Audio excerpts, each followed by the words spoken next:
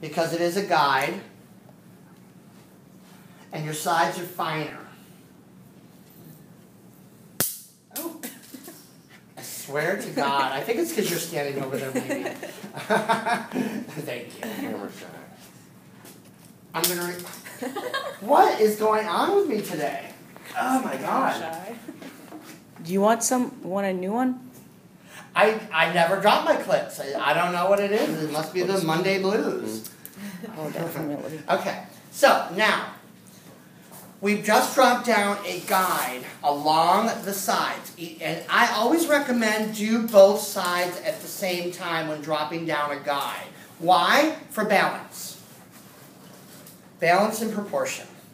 Now, what you want to do, and I'm just going to kind of mock this out first before I cut it. When you're dealing with long hair, guys, thank you. Just in case. When you're dealing with long hair and you're going to the side, you still need to maintain 0-degree elevation. So, if I was to cut her sides to match her back, and I want a nice flat cutting surface, I'm going to take my hands and direct her chin to her shoulder. This is going to give me my flat cutting surface to connect my back to my front. Does that make sense? Okay, thank you. So, either side doesn't matter.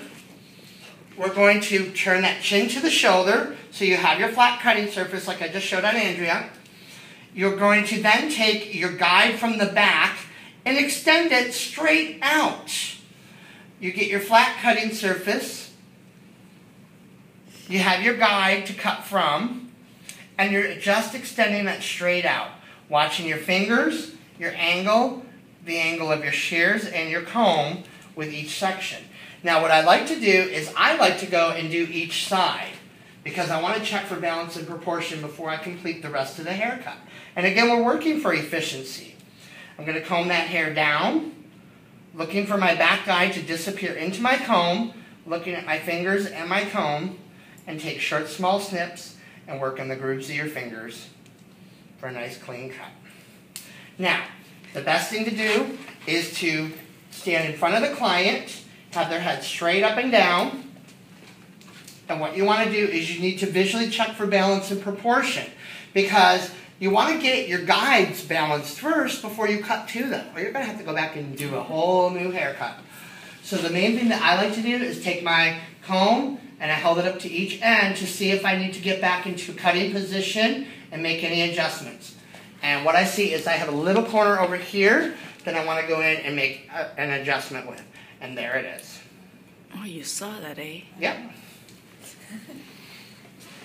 Again, it is a very visual haircut, so you want to make sure everything is balanced. Hold that to the end.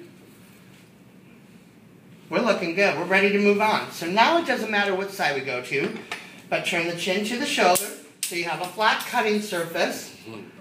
So you just do that? Yes. Yes.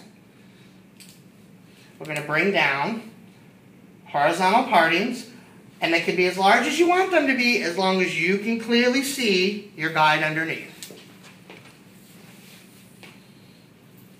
And I'm doing the same thing I did in the back, just extending my guide out and cutting to the guide that I have, working with short, small snips. If you can't see a guide, it means you need to take thinner sections.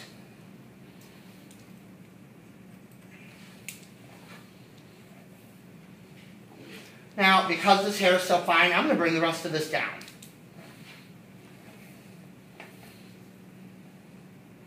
As you can clearly see, I have very little to cut.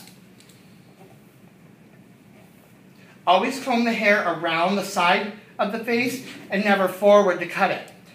They're never going to wear their hair forward like that unless they're just a hot mess.